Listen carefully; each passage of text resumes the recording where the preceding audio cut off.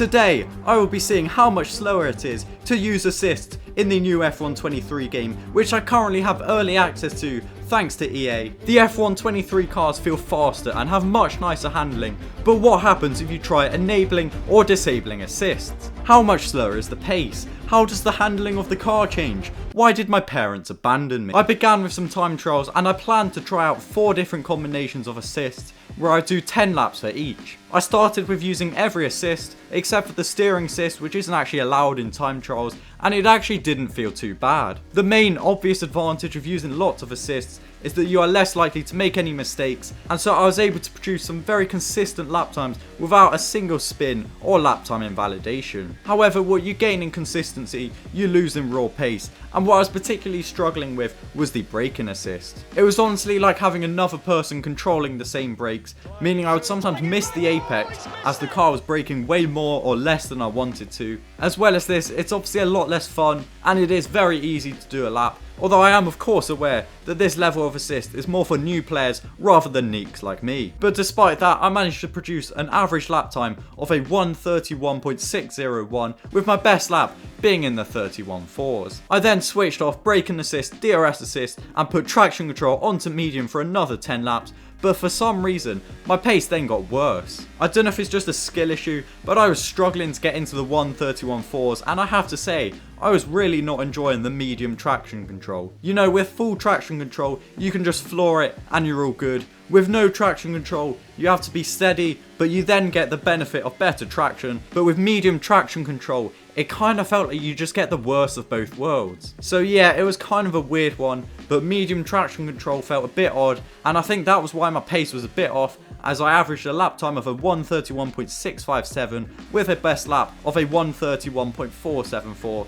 so a bit slower than using full assist. Following this, I put traction control off and manual gears on, and suddenly the car was starting to come alive as I could really make use of the improved handling. I was able to push the limit a lot more as the cars in F1 23 feel much more forgiving, and I think these few corners of Bahrain really show how you can be a lot more aggressive and get away with it, unlike in F1 22.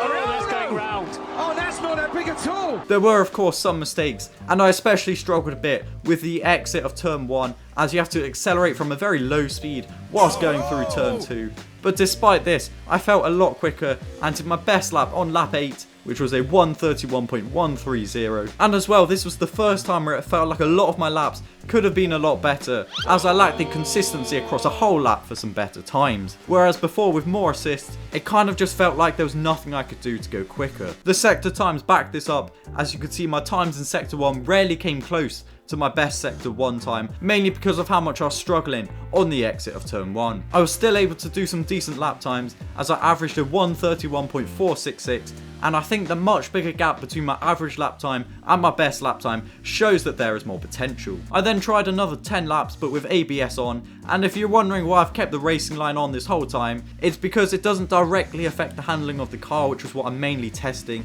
and I just use it so I know where to brake for each corner. But anyway, my pace was a lot slower, as I'm really not very good without ABS, and I don't have a lot of experience of not using it, so my lap times were on average in the 1:31.8, with a best lap of a 1:31.749. In the end, the results were fairly interesting, and the times were a lot closer together than I expected. However, there is more to racing than just setting quick lap times, so it is now time to see what it's like using assists in a race against the AI. So I have already done a 5-lap race against the 87% AI in Bahrain, where I started from last and used no assists except ABS and the racing line. I managed to make my way up to P3, although that was definitely helped by the drivers ahead of me who went 3 wide at one point. I will now do the exact same race but using every single assist to see what it's like racing with assists and how many places I can make up. So let's do it. Alright, here we go. I've currently got every single assist enabled, and I've got 5 laps here in Bahrain to make up as many positions as possible. So let's do this. 3, 2, and 1. And it's lights out Okay. and away we go. Max Verstappen I guess I can just floor it, and it is automatically upshifting for me. That didn't feel like a great start, to be honest. And we are on board. Wow. And boy, was he late on the brakes there. Found a little space going through turn. Oh, it's steering for me. Oh, I really don't like that. Okay, with P14, we're going to try and make a move on the Williams And there we go, that is pretty nice and tidy. Okay, and I need to remember to just floor the throttle on the exit of every corner. Just because I can, really. We're going to make a move down the inside of Oscar Piastri. Whoa! I had a little moment there, that was weird. See, that's the problem, I just can't carry that much speed through corners. Because the brake, I think it's the braking assist that just brakes a bit too much.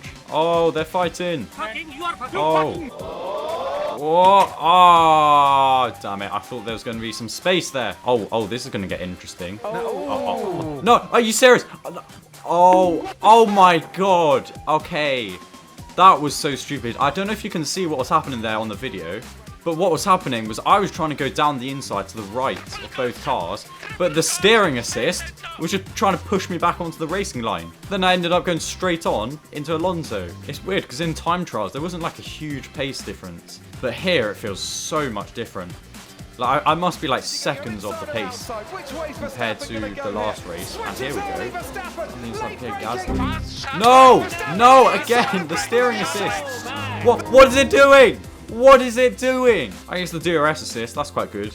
You know, don't have to rely on having quick reactions. Just does it automatically. Right, we got DRS. Oh!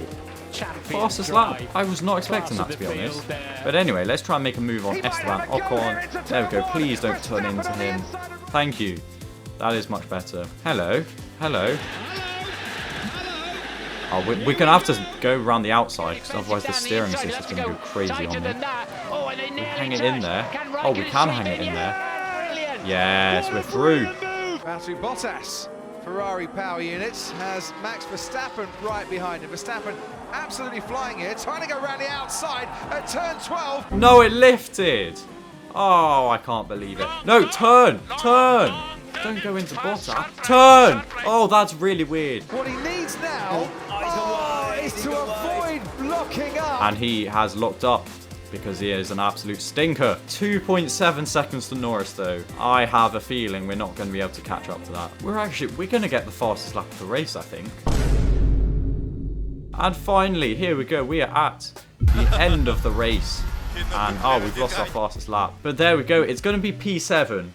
But with quite a big gap to the cars ahead, to be honest. Well, you must be absolutely shocked to find out that it was indeed slower and more difficult to race when using every single assist. Overall, I finished 3 places lower with a race time that was 5 seconds slower and a best lap time that was 4/10 slower. So in conclusion, despite the difference in pace being quite a bit smaller than I expected, I would definitely recommend trying to turn off some more assists when F1 23 comes out. Obviously, there is no shame in using assists, but I've definitely found so far that F1 23 is a lot more fun without using assists, which is definitely helped by how much easier it is to push the limit. But anyway, that is all for this video. Thank you for watching, and I'll see you next time.